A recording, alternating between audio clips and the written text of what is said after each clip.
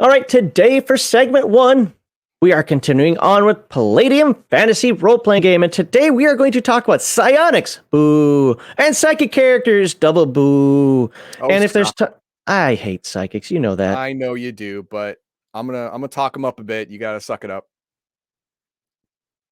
Suck this. No, and it's not this game. I don't like psionics in any game, so that's just a thing. But we're going to talk about psionics, and Heathen Dog's going to tell us why they're so great, why you should want to play one. Talk about some psychic characters, why they're not overpowered. Right? Okay. Wait, They're nobody not. said that. Nobody's Is that calm fair? down. Fair. And for you weirdos out there who like to yell at me, RPG Digest is a live stream podcast discussion, not a concise step-by-step tutorial. We may deviate off topic and go on tangents. Enjoy. Oh, yeah. All right, cool. Heathen Dog, explain to me why I should like psionic powers. Yeah. Wow. Thanks for that. You're welcome. All right. Psionic powers are, ESP. Just like everyone knows what psionic powers are. You can do stuff with the force of your mind, and that's it. No external powers required, no chanting, no material components, no dancing around a circle, whatever. No, it's this is what makes psionics OP in most systems.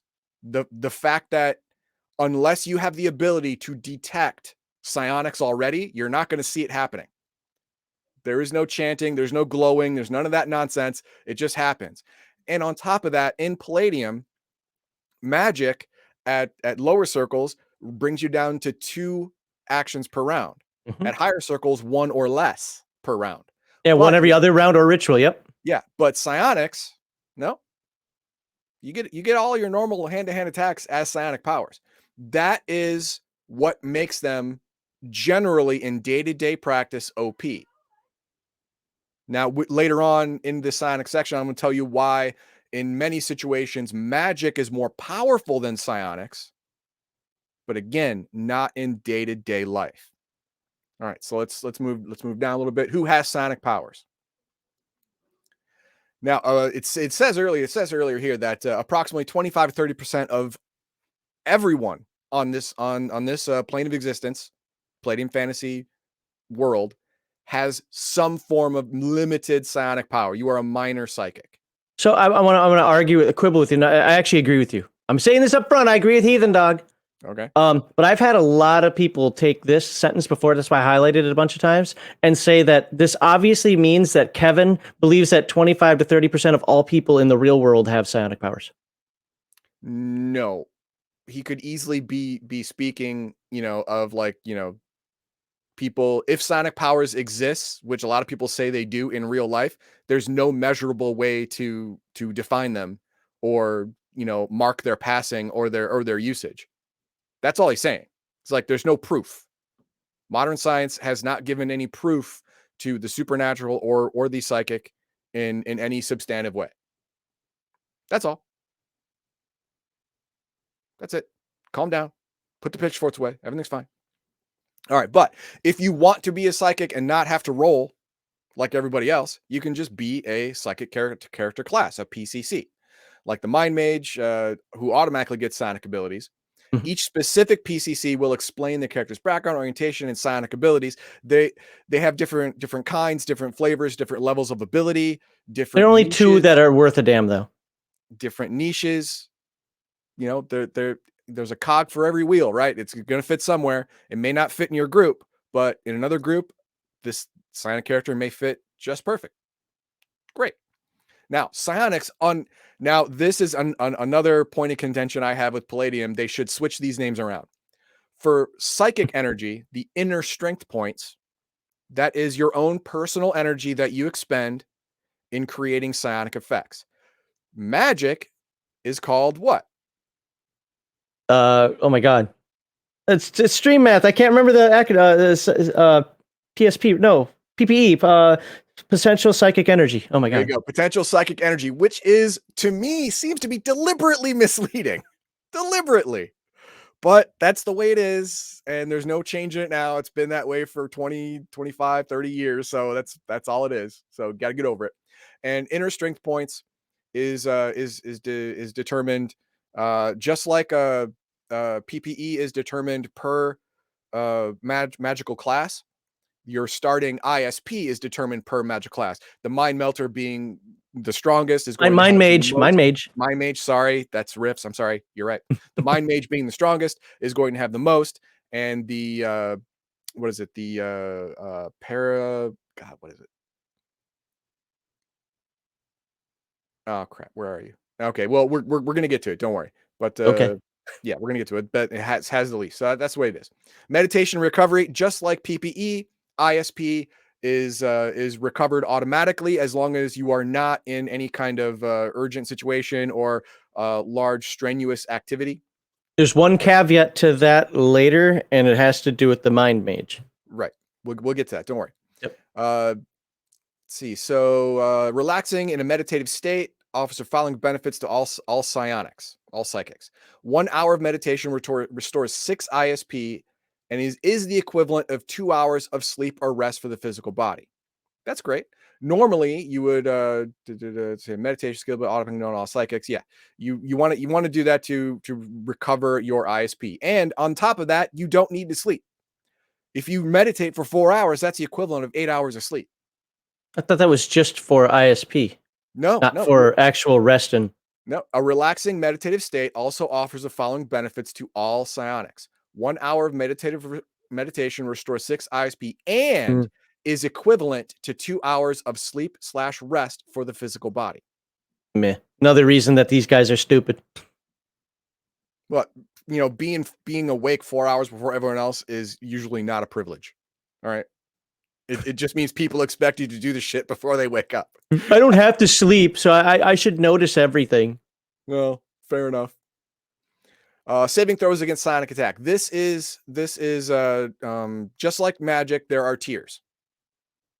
Okay. If you are not a psychic, you have the least resistance to psionic attack. So it's going to be much harder. You have a 15 or higher to save on a D20. You have to roll a 15 or higher after modifiers. If you are a minor psychic, you have some defense because you have some knowledge. Now it's only a 12 or higher on a D20. But if you are a master psychic, like the Mind Mage, for example, you have a great knowledge of psychic powers, how they work, and mental defenses to bolster your resistances. So you only have to roll a 10 or higher. Now, chances are you're going to be rolling a lot less than that because, come on, I know you're going to get to it in the next sentence, but that ME, no psychic goes, oh, I'm just going to put all my points into strength instead of my mental endurance. So yeah, you're going to have lots of bonuses. Don't worry about it. Let's see. That I need to be certain to add possible bonuses from ME attribute or any other source of psychic protection. Exactly right. If you choose to be a P.C.C., a psionic character class, you are probably going to move your highest stat or one of your highest stats to mental endurance, which is the foundation of all psychic abilities. And as we'll find out later, also, greatly enhances the amount of ISP you can store in your body safely, so you can use more power without running out. This next part really threw me for a loop because I didn't know this. What? Oh, you didn't know the Leyline thing? Oh, okay. This is where I get into magic can be more OP, but ley lines, not only do they affect magic users, they affect psychics as well because they are wild magical energy. They augment anything that is supernatural, and psychic power is considered supernatural. So if you're within 2 miles of a ley line, all of your powers and abilities, range and duration is increased by 50%. If you're within 1 mile of a nexus point, it's doubled. Damage from direct damage psychic attacks, which there surprisingly are not many, but psychic powers that do direct damage is doubled within 1 mile of a ley line or a ley line nexus point. There's no additional damage from being, directly on a ley line or a nexus. It's just mind dart, mind bolt. What's it called? Don't worry, we're like the common one. We're gonna get to it. I'm teasing. I understand. Now, here is the difference with ley line and nexus point interaction between magic users and psychics. Magic users not only get, just like psychics, the ranges, durations, and damage augments from being near or at ley lines and nexus points, but they also get free PPE every round. So you can burn spells. You can only cast 2 low-level spells per round. Well, if you're on a ley line, you're getting either 20 or 40 free PPE per round that's use or lose, you could cast 2 spells and never dip into your personal reserve. And during events, during astrological or seasonal events like the equinox or lunar eclipse, whatever, you can draw for moments or minutes or hours massive amounts of PPE to do huge, dramatic, world-changing events that psychics just can't do. Just can't do that on the scale that a mage can, backed with enough sacrifices or enough ley line energy to pull it off. The thing is So while yes, ley lines are relatively common, they're not crazy common. So it's not like that's going to happen a lot. yeah, and they're around. I mean, if you can go 100 miles in any direction and find one, sure. But this is a fantasy level game, so going 100 miles is not something you do lightly. That's the way it is. But the psionic in the day-to-day abilities is stronger than a mage because their powers are not only stealthy, but they seem to be more universally not resisted against as much as magic. But right, it Nerdy goes to the ogre. psionic ability of animals. Okay, most large mammals seem to have innate natural psychic senses that warn them about the presence of supernatural forces. It actually goes deeper into this into Chaos Earth, but animals like dogs, horses, and cats have the ability to sense supernatural creatures at a distance. Why is that? Because name the top 3 domesticated animals on the planet, Especially in a fantasy setting. especially in a fantasy setting. That'd be dogs, horses. Squirrels. No, squirrels are not largely domesticated. Dogs, horses, and to the lesser extent, cats. What about cows? Cows actually do sense supernatural creatures, but their initial instinct is to run. Whereas the domesticated animals like horses and dogs, their initial instinct is to defend their owner. They have to run. You read that below. I read that. They have to run, even dogs. So the person, yes, and that's what I actually would personally. I would change the rule with dogs. Remember, I'm a cat person, Well, they I'm actually saying did change the rule later on in Chaos Earth when magic came back. Dogs reacted much differently. A dog or a cat will raise hairs on the back, bare fangs, and growl or hiss in the menacing warning. A horse will whine, stomp, and rear. If the person or creature does not back off, the animal will attack. Mm-hmm. The cat and horse will attack only to make a path of escape and let the unnatural being know that they are aware of his presence 6% of the time. All canines will attack with the intent to kill. 1 to 60%. Yeah, 60%, 40% of the time, the animal will flee. Yep. Dogs, cats, and other animals cannot be trained to sniff out magic or supernatural creatures. I was like, come on, really? We can train dogs to sniff out anything. Yeah, dogs. Yeah, no, that is bullshit for modern times. But for a fantasy setting where the domestication of animals is not as deep as it is now. My pet wolfen. Yeah, see, that doesn't work out. So yeah, maybe they run, but you will see later on in from modern day on, dogs especially will defend their owner to the death. I mean, these last 2 sentences really. I like that it's in here because it stops people from abusing a simple trope of like an animal. Yeah. But they will not search out these forces for anybody or any reason and willfully. Look at all those absolute words. Yes, absolutely. As soon as the opportunity arises. Yep. And all living creatures have potential psychic energy as well, be it 1 to 4 or 20, 80, 100, whatever. PP of all creatures doubles the moment of death. This is why sacrifice magic is so powerful.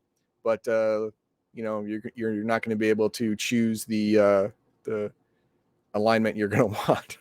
Well, actually, Heathen Dog answered this question. Let me put it in here. What is it? He already answered. So then why are dog boys so effective? Because they are the genetic crossbreed of humans and dogs. Or actually, no, they're augmented dogs to be more human, more intelligent, but keep their instincts intact. But also it's future. Also, like this is yes. And all groups of dog boys have a human handler that they are trained to respond to as master. And they want to. They love us want- humans. They're genetically modified. They have the bioessentialism to protect their master. What? No. Stop. Sorry, that's the way it is, man.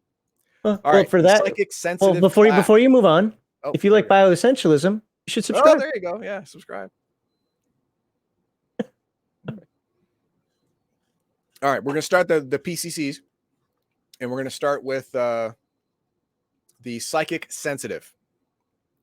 The psychic sensitive has a number of abilities which allow him to sense the supernatural, manipulate the world, the power of the mind, and even heal wounds and disease. This is kind of a low-level catch-all class. If you are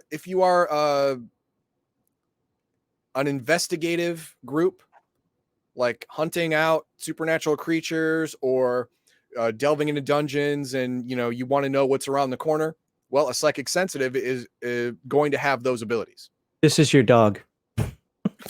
Or your canary, whichever you want. There you go. Yeah. But all psychic sensitives get these powers that I'm going to come to right now. The first one is not, number 1 is hidden. Notice how the numbers start with 2. Mine starts with 1. You start with where? Yeah, it's the page before. The sense psychic magic energy.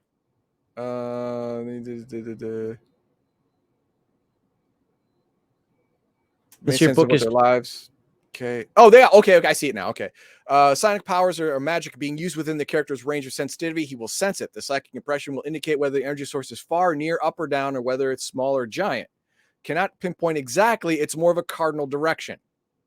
Cardinal direction and Y and Z axis. That's pretty much all that the psychic sensitive can get, besides a Grover type near and far. That's basically it. But oh my god. Far? Exactly. Here. But if within 20 feet, they have the ability, if they make the skill roll, to actually pinpoint. Hold on, I got it. I got it. Go ahead and keep doing your thing. All right. Cannot track exactly where unless they're within 20 feet. The presence of other PPE sources of energy may confuse the sensation and impair the location of the approximate source, minus 10%. So, as we know, there are PPE batteries and there are ley lines with large amounts of PPE just leaking out of it. So if you want to hide from a psychic sensitive, hiding on a nexus point or a ley line or nearby one is a good idea, because it scrambles their little psychic magical radar. Sense supernatural beings. This is if a supernatural being, even polymorphed, like a dragon, polymorphed to look like a human or an elf or whatever, when comes into range of a psychic sensitive, will immediately trigger him. The psychic sensitive can sense the presence of powerful supernatural being, includes gods, godlings, greater elementals, greater demons, devils, even dragons, and practitioners of magic who are 10th level higher. Sorry, I was dealing with the other thing. Where are you in this? I am. What number? Sense supernatural. Right there. 2. Okay. Yeah. These are all creatures with a very high battery of PPE. That's basically what the psychic sensitive is sensing. This is a 30% plus 5% per level experience, plus 10% when face to face with such a being, even if the creature is got. If you're looking right at him and you're within touching distance, you get a plus 10%, because dude, he's right there. The psychic may be able to identify the nature of the being by scent alone at half of his skill level. The tracking, is it a dragon, a godling, a devil, demon, whatever. Range is 50 feet per level of the psychic's experience. It should say per experience level, but there we go. Again, the book is written poorly. But sensitivity, supernatural magic, or psionics being expended through spell, weaving, or attack is 1,000 feet. So if there's actual psychic powers or magical abilities going off, the range extends. It's much more like a flare than a torch at that point. And all of this is automatic. These first 2 things are automatic. And 3 is psionic powers. At level 1, the psychic automatically has the following abilities: see aura, sense evil, present sense, meditation. Of course, everyone gets meditation. And 6 psionic abilities of choice from the sensitive category. They're called psionic sensitives for a reason. The snowflake category. No, it's more touch sensitive than my poo-poo feeling sensitive. The character gets to select one additional power from the sensitive category for each additional level of experience, starting at 2.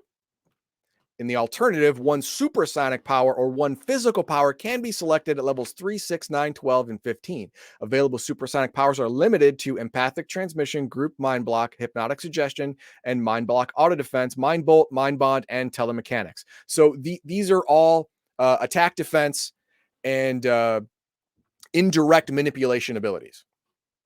Telemechanics is a fun one. Telemechanics is a fun one. You can just touch a machine and know exactly how to operate it, how it works, if it's broken, what's wrong with it, and how to fix it. All kinds of cool stuff.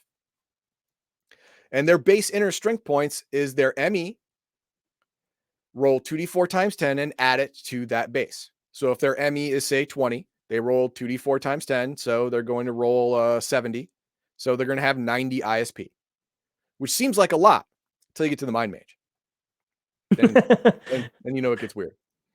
And they are considered a master psionic, just like the Mind Mage. So all of their saving throws start at 10, and they get a +3 to save versus mind controlling drugs, poisons, and magic charms because they're not only aware of presences outside their body, they're aware of presences attacking their body as well, and they automatically fight against it. +5 to save versus possession. Again, same thing. They are mentally self-aware. And +2 to save versus horror factor because they've seen some stuff. And it's just a little harder to rattle them. And they get the OCC skills. Dowsing, that's for water, people. That's for finding water with 2 sticks. For oil. Use it for oil. Use it for oil. Languages, native tongue +2 at 15%, but your native is at 98. Lore, 2 of choice. Now, Max and I talked about the lore skills before the stream, and it's going to become a bigger thing in segment 2. But lore is important. If your character has any knowledge of a certain area or a certain kind of being or a certain country, region, you have to have the lore, or you have to have a background in that region or a background in that creature or a background in that country. Like, I grew up in the capital city of whatever. I know how the law works. Mhm. Okay, great. You don't need the lore. It's in your background. But if Or you're an who's actually in adventurer charge, Yeah. all the nonsense. Yep. Yeah, exactly. But if you want to know, say, how to kill a vampire, you grew up in the city where the guards handled all that. You don't know how to kill a vampire unless you have lore vampires or Stop lore. spoiling segment 2. God. I'm just saying, if you have the lore, then there you go. Or if you want to know the safest way to travel from one part of the countryside to another, if you have lore local region, you like your local region, then you will know. And this kind of goes back to last week. One of the strengths of the Diabolist. It's easy to poo-poo because I'm going to poo-poo this P.C.C. here in a moment. But there are things you can do depending on the type of game you're in. That's the biggest thing. You have to be in the type of game that's going to support that. And I'll let him finish this up because I got some questions about this P.C.C. Right. OCC related skills. You get 9 at level 1. So you get to choose 9 out of any of these categories. Some of them get bonuses, some of them don't. That's fine. Secondary skills, you get 4. Also from this list under OCC related, but no bonuses whatsoever. You get starting equipment, clothing, boots, hat, belt, blanket, stuff like that. I kind of like Palladium, the way they start you with the basic stuff. Whereas in many other campaigns, even basic stuff you have to buy with your starting gold.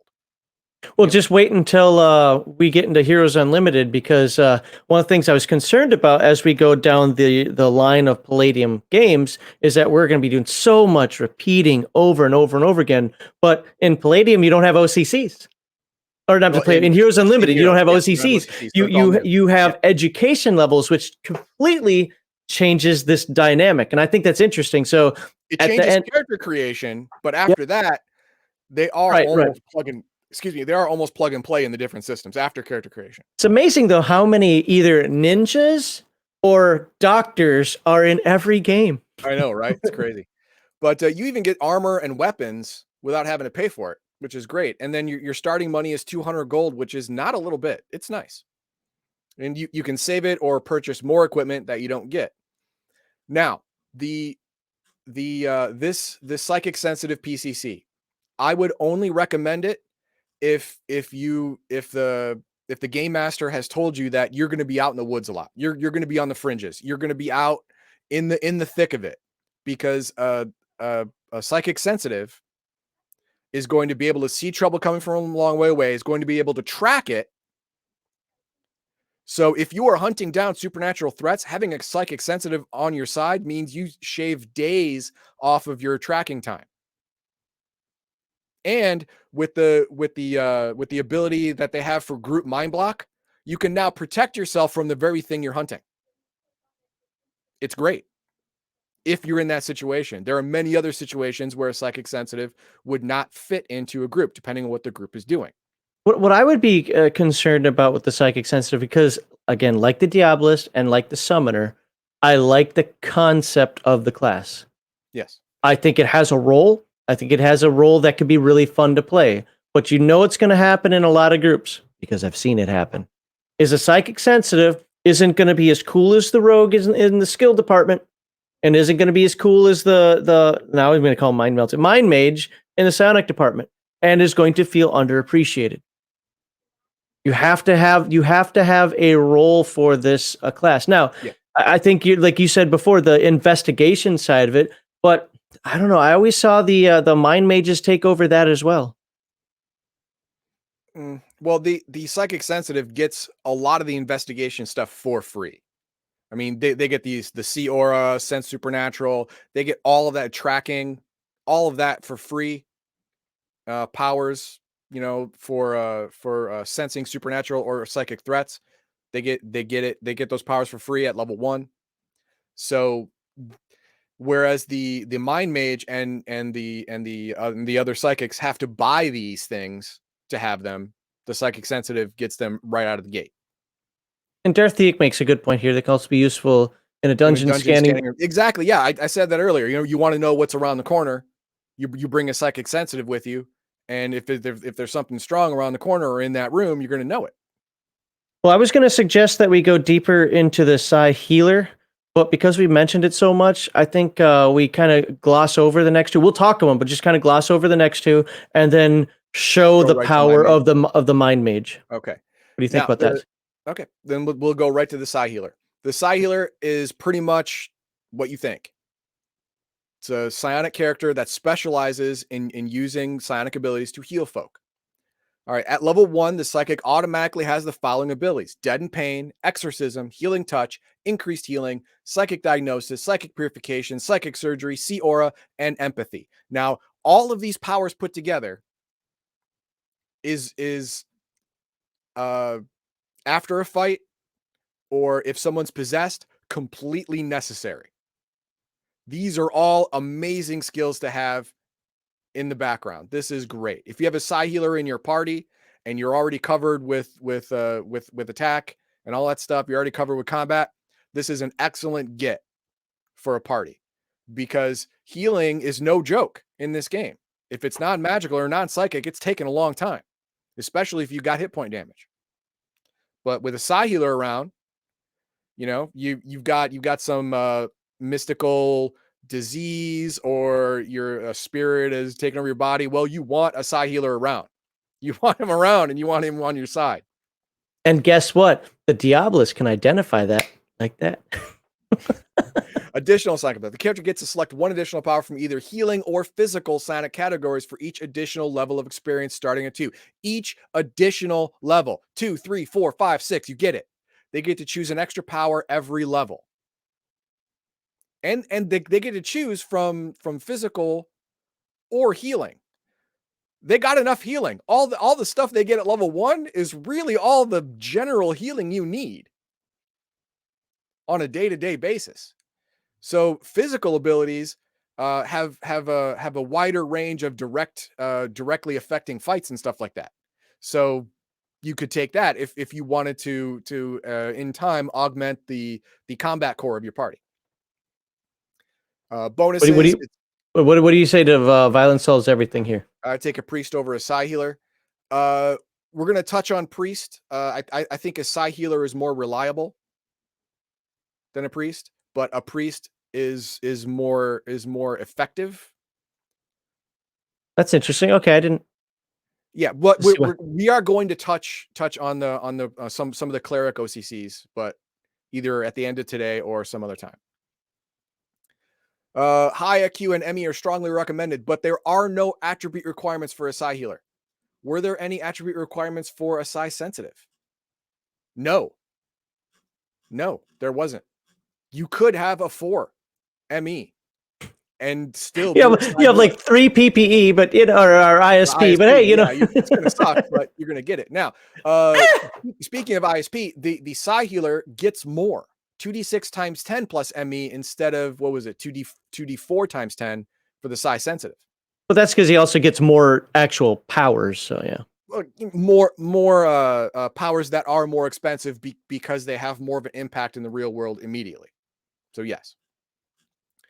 And of course they get the psi-mystic. This one, I think Max and I are on board with. This doesn't need to exist.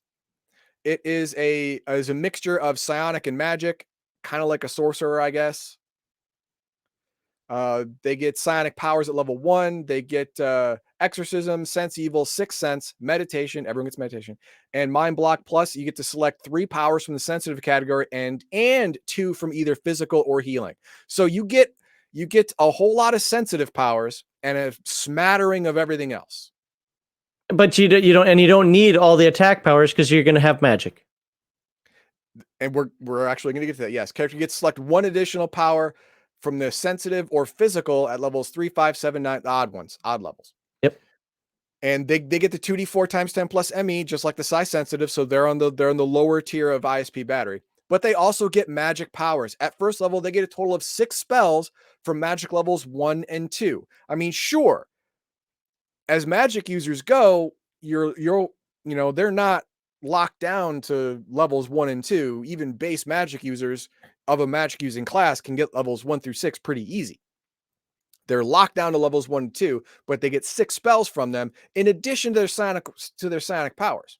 And their PPE, while very low, is still much greater than that of the average person. 1d6 times 10 plus PE attribute, and another 2d6 every level of experience. And Psi Priest, okay, nor can the Psi Priest learn new spells like a wizard. His magic abilities must come from meditation and cosmic awareness. So pretty much be like, hey, Game Master, I want to learn this spell. Only when you level up.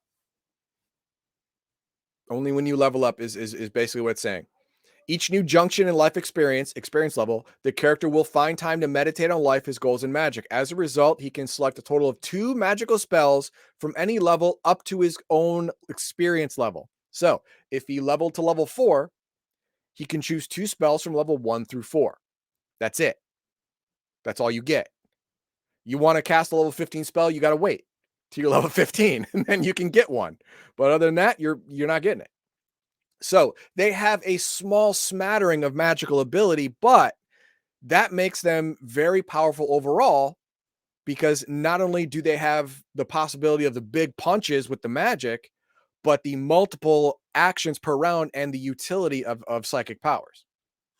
Yeah, I don't like it because I think it gets away from, I mean, there's a couple reasons. One, I don't like hybrid classes. Yeah. No, that's not true. I do a dual class psychic mage. Yeah. Yeah. And while I'm not, let me phrase it, because I'm not against hybrid classes, I'm against finding the, like, ooh, I can do both psychic and magic. Hell yeah, pile it all on me. I think those things should be distinct. And then on the canon/lore side, whatever you want to call it, I don't like the fact that while it's magic, you get magic spells. It isn't treated like you don't learn it like magic. You don't like, oh, cosmic awareness. Then that should just be psychic powers. Just say you're a dumbass sorcerer, and you're not a mage. And oh, by the way, you copy magic powers. If you're copying magic spells, you should learn them, receive them, find them, cast them. Everything should be magic. You should have 2 different sets of activities that you do during a day. You meditate for your ISP, and you do whatever it is for magic. For you study for your magic spells. But that would take too long. You get both powers, dumbass. Like, I get it. I don't think. Pardon me for saying poo-poo words. Really has a good place either. But now we get to the Mind Mage. I'm just gonna stay on this picture. You do the rest. Yeah. This guy. The Mind Mage is no joke. The most powerful of all the psychic character classes. Although these people can cast no spells nor dabble with circles or symbols, their psi powers are so great that they are among the most feared mystic and supernatural beings in the world. And this is not a joke.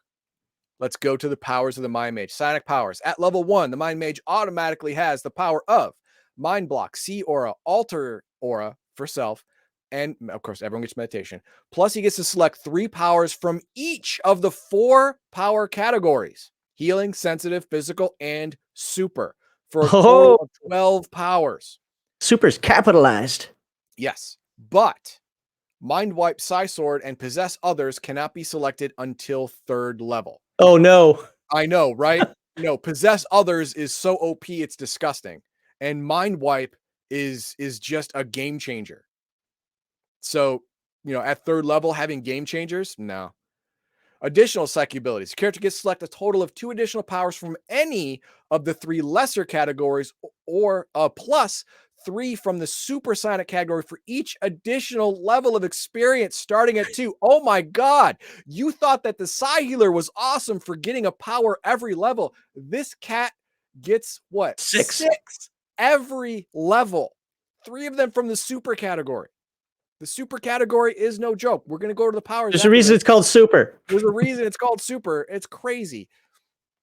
ISP, of course, gets the most 3d6 times 10 plus ME, plus an additional 12 per level of experience. Not 2d6 or 2d4 like everyone has to roll. No, you max out that 2d6. You just get 12. Considered to be a master psionic, you think? No kidding. Really? He recovers at 2 per hour, 12 per hour of meditation or sleep. That is more than anyone else. Everyone else is 1 per hour and 6. The Mind Mage gets it doubled. 2 per hour of just not being stressfully active, or 12 per hour of meditation. And remember, meditation also replaces sleep. Okay, Mind Mage. Now, the one thing they are stripped of is skills, because they spent their entire life perfecting, mastering, and coaxing every last bit of psychic power out of themselves. They literally did not have time to learn book learning and stuff. Well, if you read some of that fluff, it also says that they're so arrogant that they that they'll take on a dragon just because, look, I'm smarter than you, dragon, and lose.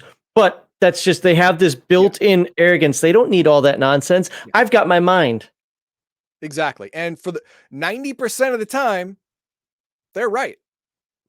It's when they let their arrogance go rampant and do that dragon thing that they get screwed. But they get very little in the way of skills. Your native language plus 2 of choice, that's normal. Mm-hmm. Basic math plus 20%. 2 weapon proficiencies, hand-to-hand basic. You can improve that by taking by the cost of other skills, not related skills, but well, I did this. These are the other, because it says like 5 other skills. Yeah. Okay. I hate that because he does that all the time. Yeah, 5 other skills at level 1 plus 1 at level 3, 6, 9, and 12. That is far less than all the other classes. And they have far smaller of a list to choose from. And I can't have acrobatics and gymnastics. You can't have it. Can't have it. They are a mental type of class. They are not physical. They don't see the worth. Still can have boxing. Yeah, but that increases your psychic attacks per round as well. So they see the worth in that. But gymnastics and athletics, they just don't see the worth in it. I mean, they can fly, for Christ's sake. Come on.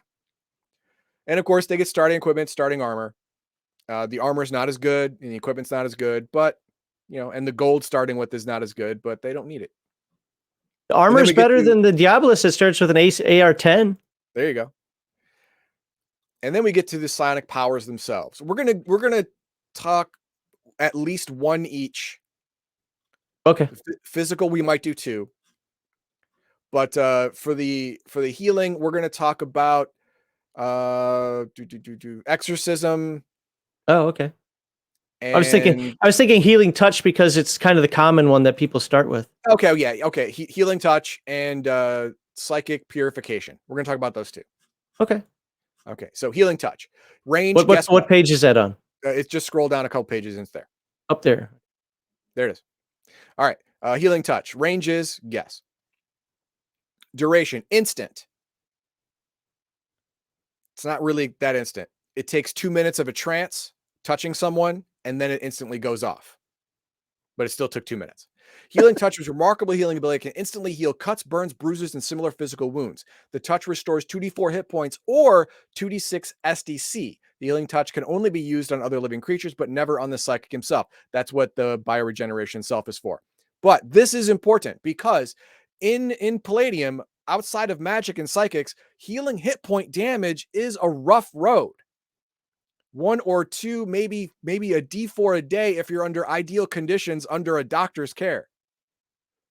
But if you're out rumble tumble in the woods, it's 1 a day if you're lucky. But a psychic being able to heal 2d4 immediately, hell man, it can just touch you and bring you out of a coma. Bring you up to 4 hit points. If you're below 0, can do it. Easy peasy. And then we get to the psychic. Where is it? It's like psychic purification. Here we go.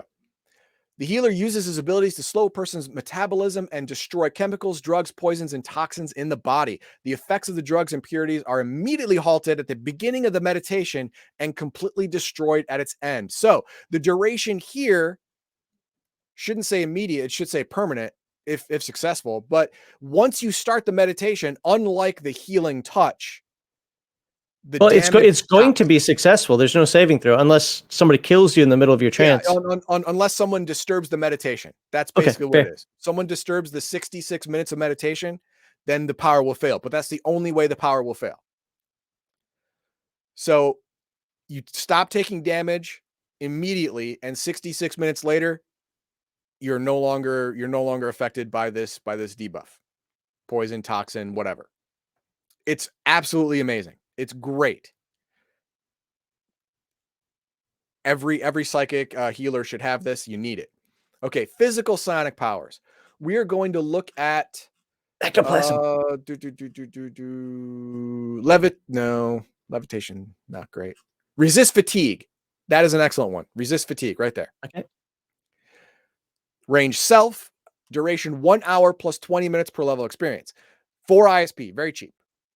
The mind over matter discipline, which enables the character to engage in physical activity without suffering from exhaustion. Although fatigue is temporarily suspended, the psychic will feel extremely tired and may even collapse when the psi power time limit elapses. Now, this is if you need it now and damn the consequences. For example, anyone can beat an Olympic trained long distance runner if they can run at 100% the entire time.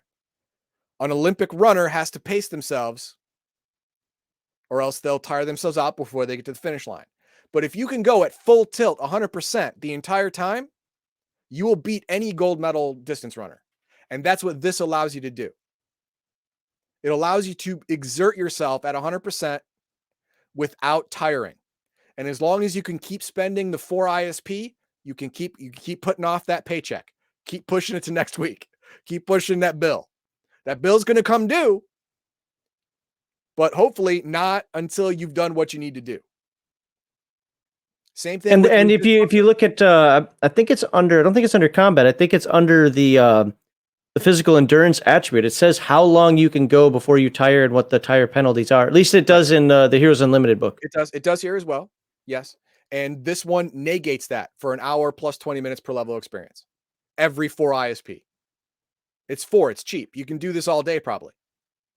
If you just want to run, you can cover a lot of ground. Resist hunger, resist thirst, same thing.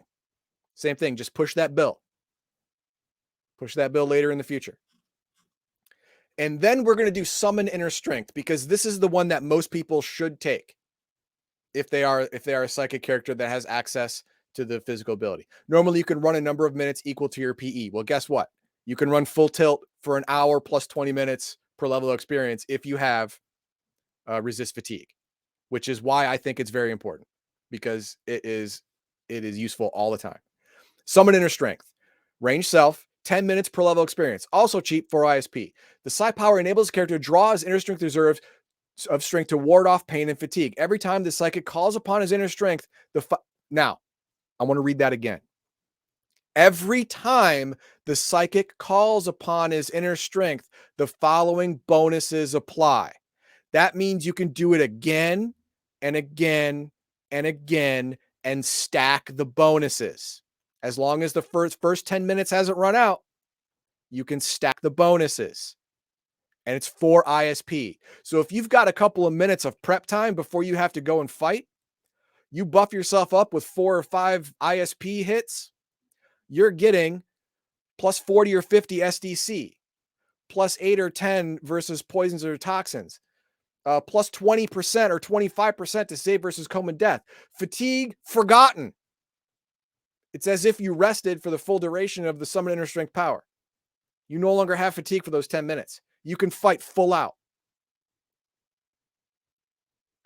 So it's not as useful outside of combat as resist fatigue is, but inside of combat, because that one sentence allows you to stack its effects. As long as I want to say no to stacking, but I can't. It's the way it's written. Every time the psychic calls upon his inner strength, the following bonuses apply. It lasts 10 minutes. You have 5 actions per round. You can call upon it 5 times. And just sit there and Dragon Ball Z power up. You can do that. Plus 50 SDC, who's not going to want that? Plus 10 versus poisons, toxins, plus 25 versus coma and death. Who's not going to want that before going into a fight? I want it. I'd laugh if you still failed the coma death roll. Yeah, that'd be bad. But everything else is pretty self-explanatory. Now we get to the sensitive psionic powers. We're not going to do astral projection because that's weird. We're going to do the classic clairvoyance thing. Okay. All right, you could pertain to people or places 1,000 miles away, but you're only casting clairvoyance on yourself. Only you can see these faraway places. You have to describe it to other people. It enables you to feel glimpses or see the possible future. This is achieved through meditation or intense concentration in which clairvoyant thinks about a particular person, event, or place. Add plus 5% to the base skill if the person involved is a friend or loved one. Now, the reason I bring this up is because this skill is very dangerous. Number one, you should, as a player, never be allowed to roll the success or failure of this skill. If you are, your game master is doing it wrong. The game master rolls for success or failure and doesn't tell you, just tells you what you see. If you want to use clairvoyance on a certain person, what will happen to this person tomorrow? Then the game master will roll and tell you what you see. Not if you succeed or fail. They'll tell you, you're going to see something, but is it right? Don't know. But that's what you see. Well, I mean, this last sentence here. What? I agree with what you said is an option, but it says a failed roll means the psychic received no insight to the future despite the expenditure. I know. That's what I hate about this power, and I wanted to bring that up. Okay. Every game master I know rewrites that. Every game master who's ever game master Palladium rewrites that because that is just ridiculous. This thing only costs 4 ISP. If you immediately know if you look in the future and you don't see anything, that's the only way you fail. You're just going to spend 4 again until you make the roll. That's stupid. It's giving people basically, a guaranteed victory in seeing the future, which should never be right. The future should always be fluid, always be possible. So yes, that's awful. You can do it as often as twice a day. But the thing is, you should only be able to do it once and not be sure if that future will come to pass. I mean, this is your Luke Skywalker and Empire Strikes Back ability. Yeah, basically, yes. And then we'll move on to Mind Block. Mind Block, okay. Another great sensitive ability. Costs 4 ISP per duration. It's every 10 minutes. So you put up a mind block. This is what it does for you. Well, 10 minutes per level of experience. Per level of experience, excuse me. This is the ability to completely close or block oneself off from most psychic or mental emanations. When intentionally closed to supernatural or psychic forces, the character cannot sense anything, cannot use his psychic abilities, nor be psionically influenced by others. A mind block will prevent penetration of telepathy, empathy, hypnotic suggestion, induced nightmares, or empathic transfer. It can be invaluable in protective mask when dealing with malevolent psychic forces. It also adds a bonus of +1 to save versus all psionic and mental attacks that are not specifically blocked. So it gives you 100% protection against many mind-altering nonsense and a bonus to other mind-altering nonsense. The only downside is you are now blocked from using psychic powers yourself. It's not a one-way mirror. It's not, exactly. But when you're facing some Cthulhu-esque nightmare with thousands of ISP, you probably just want to shut that crap down. Just put the wall up. I'm a mind mage. I can take them. Okay, dude. Have fun. Wait, first I have to measure you. How tall are you? What? I want to know how big to make the casket. That's all. And then we get into supersonic powers. And we're going to go to biomanipulation because this is the one that people love to get right away. Duration is 4d4 minutes. So biomanipulation is actually something like 7 powers in one. Because you get to choose which facet of the evil eye that you inflict upon somebody. And it lasts for 44 minutes. Saving throw is standard, costs 10 ISP, not super expensive. But here's what you get. If you invoke blindness, temporarily knocks out the victim's optic nerves, rendering the person blind. They're -9 to strike, parry, and dodge. That's for up to 16 minutes. Deafness, same thing, but with your ears. Mute, can't talk. Have fun casting spells, baby. There you go. Pain, oh my God. You are in, and it's not like, ow, ow, ow, ow, ow, ow, oh God, my leg is coming back from being asleep and I got pins and needles. No. Every nerve in your body's on fire. That's what this pain is. For up to 16 minutes, you're -6 to strike, parry, dodge, and you take 1 point of damage every minute you are affected. This is debilitating and possibly deadly. Paralysis, guess what? Paralyzes them. Can't move. Completely incapacitated. They can take no action whatsoever. They can't move. Well, they could probably do psionic powers, but they can't physically move their body. Why would you even do any of the other ones? Well, pain makes a point. I mean, if you don't want to kill someone, but you want to get your point across that you're not to be trifled with, pain is the deal. Because any psychic power can be canceled by the psionic at any time. Their own power.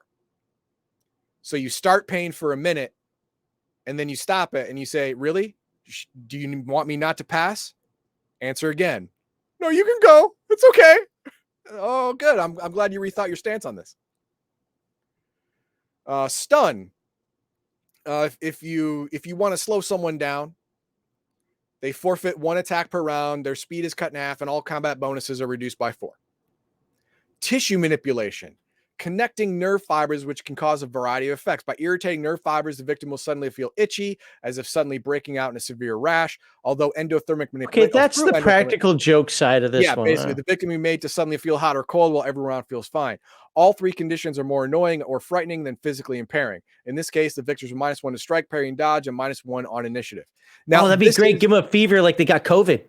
Exactly, right? Yeah. I mean, this one is more screwing with people than actually fighting or hurting someone. It's more like screwing with people. But I wanted this power first because it is the most versatile of the supersonic powers, and there are a lot of ways just to win a fight. You just win. There's so many win conditions in that power. It's crazy. Next one we'll go to is the telekinesis. Where is it at? Because super telekinesis, I think it's called. Where'd he get a gun? Oh, telekinesis super. There it is. Wait, where'd this kid get a gun? Probably hypnotize the guy to give it to him. I don't know. It's Palladium Fantasy. They have guns in Palladium Fantasy. Get the high tops. Oh yeah, fair. What world are we in? All right. Telekinesis super. There it is. Range 100 feet per level of experience. That means you can move things at 100 feet away per level of experience.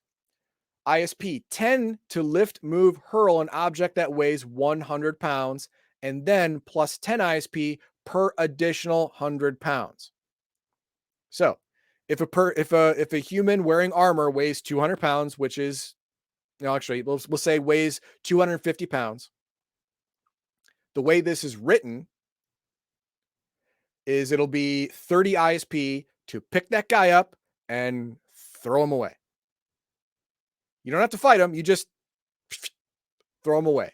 And he takes damage. 1d4 times 10 SDC per 100 pounds of weight. And it has a special note. 100 SDC equals 1 mega damage point. This is not important in Palladium Fantasy. This is important for crossover stuff. But because this is a psychic power, it is augmented by high levels of magic in the world.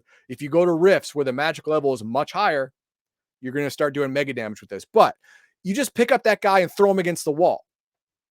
3d4 times 10 damage right there. What's the average on that? 7, 10, 11. 11 times 10. 110 damage you just did. Just by flicking your hand like that. I can take it. Yeah, you can take it. Most people can't. Most people just die.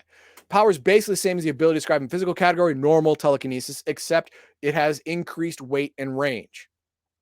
The character can use telekinesis to manipulate as many as one object per level of experience, as long as the combined weight does not exceed the total weight capacity. So, let's say there are 3 enemies coming at you, but they're not wearing armor. They just have swords or axes or whatever.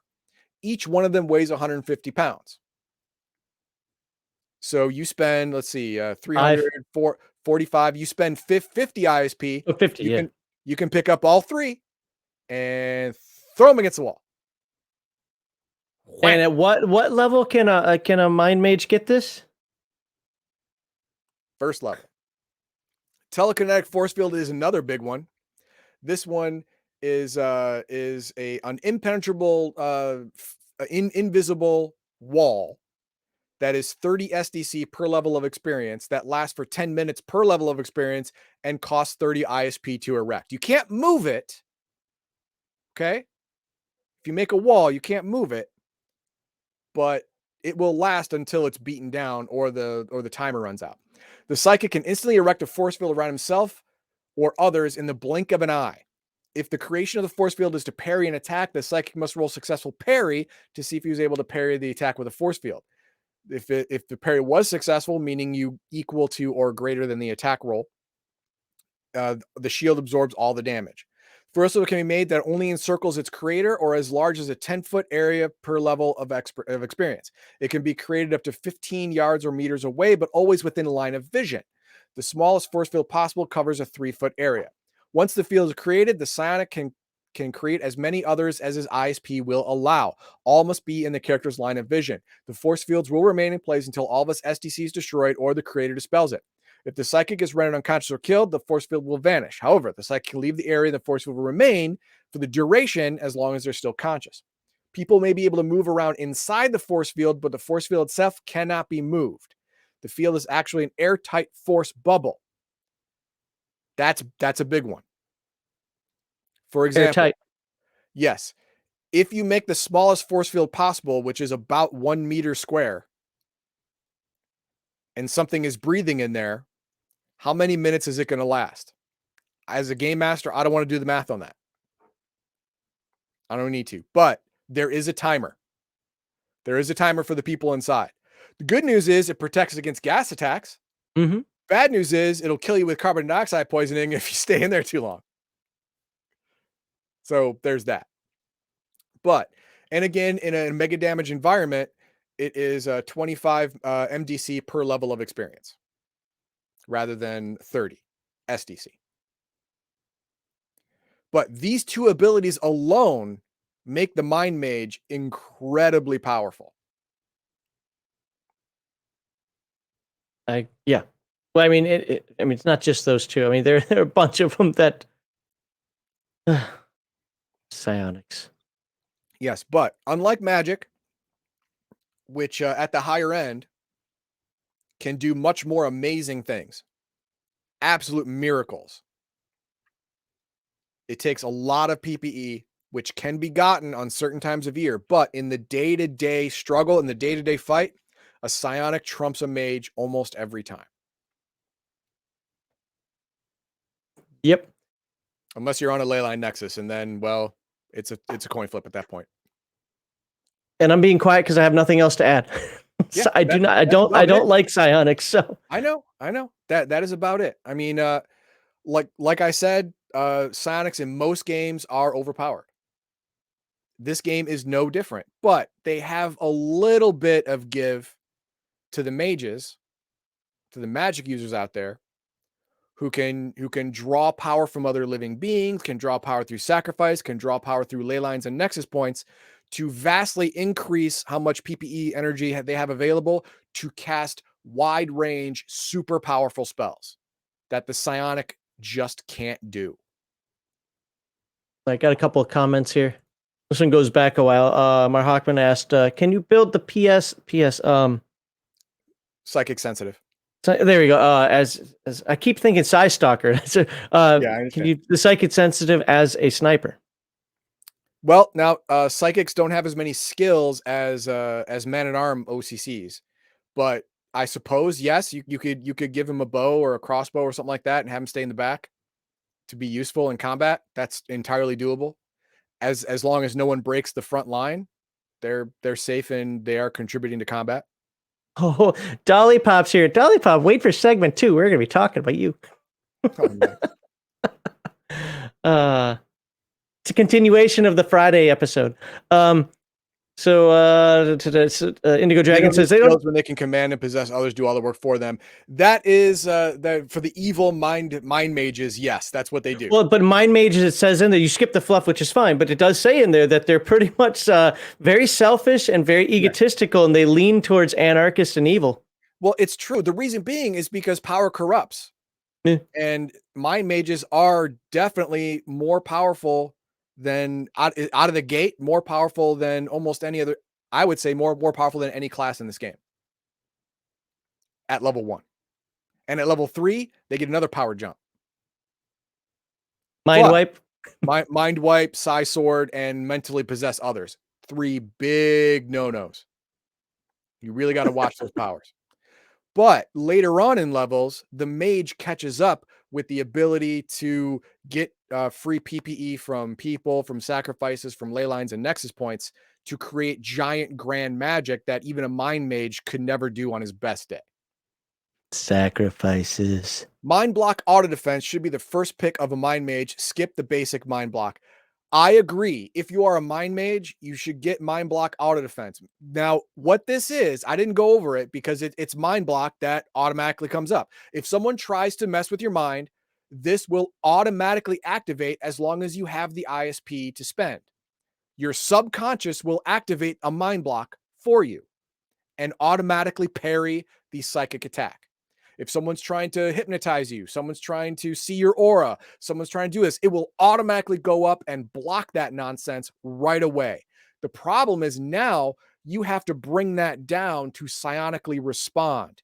And a mind mage, most of the time, their only response is with a psionic power, but you can't use psionic powers with a mind block up. So there's the rub. It says no ISP cost in fantasy. Oh, no ISP cost in fantasy for the auto defense? Really? So Nerdy Ogre says guns are possible and played in fantasy. They're rare, but given all the worlds are connected, I don't do that whole connected thing. I get it, it's the Megaverse, but nope. The skill is even in the skill list, but that's for blunderbusses and special. Oh, it says okay. But for me, the skill list is blunderbusses and arquebuses. But I do get what you're saying, yeah. Oh no, the cost is that the when you get the power mind block auto defense, you have to sacrifice 14 ISP from your total. From your maximum ISP goes down by minus 14 when you select. Oh, so it's like Earth on Blood magic. Yeah. Oh, okay. Just you don't have to redo it a year and a day. Exactly. Yes.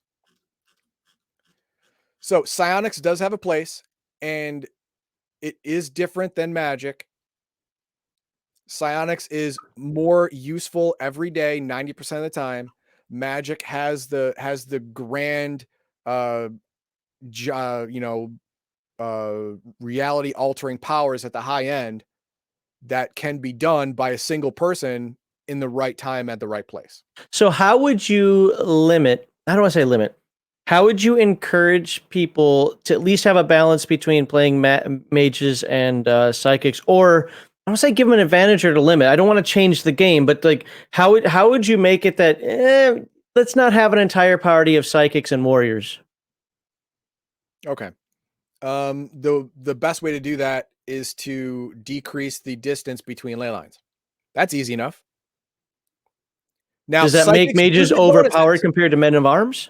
Psychics do get bonuses when around ley lines, but mages get better bonuses. They're more powerful. So if you have more ley lines, a mage will be more seductive to a power gamer because he's going to be double strength, double range, double damage more of the time. But does that make a man of arms useless? No, it doesn't. It definitely does not, because a man at arms has the ability to just bust through most things, whereas magic and psychics have to be tricky. They have to be thoughtful. A berserker, a paladin, a knight just punches through. And a lot of times, especially in a fantasy setting, that's what you need. You need someone in front tanking the damage, busting through the lines, and a mage and a psychic should be a support role. Now, a mind mage can go in the front line as well. He has that power, but he's going to run out of ISP before the man at arms runs out of energy, runs out of PE. Gets fatigued, because all of his big time frontline powers, like psi sword, psi shield, super telekinesis, stuff like that takes a lot of ISP. They're going to run out pretty quick, especially at low levels. Whereas the warrior is still going to have gas in his tank. Okay. So most psychics and most mages are support characters. Support for the non-psychics and the non-mages who can stay in the fight for longer. I got you. And for the groups that I typically play in, that wouldn't be a big deal because we don't just, there have been some exceptions, but at least ones that I run, we don't play with a lot of, oh my God, I got to be the most powerful thing out there. So, we had, so here's what I think we're going to do next week. Next week, I think we're just going to finish up with all of the OCCs and general book concepts that we haven't gone over yet, that we skipped. Let's put it that way, that we skipped. I think we have 2 weeks left. Let me look at the index. We can do cleric, rogue, and something else. Men at arms and so forth. Men at arms, clerical classes and rogue classes, because we want to touch on those. Yeah, and then let's see here. Come on, scroll. There we go. So yeah, we definitely want to hit cleric. I don't really want to talk about the Cleric of Darkness. Not that I don't think that it's important, but it's just that it's not for a PC. It's not for a player character. I played one, but yeah, no, but we'll really talk about what the whole priest is, the warrior, monk, druid. We'll just cover them kind of quickly. Yeah, we got men of arms. We'll probably talk about the paladin a little bit because I think Palladium does a really, really good job with the paladin. Okay. And I mean, whichever one we can talk, whichever ones we want. Is there anything else in here? We'll look over the optional OCCs again. Just to identify and pursuit of magic, elemental magic, blah blah blah.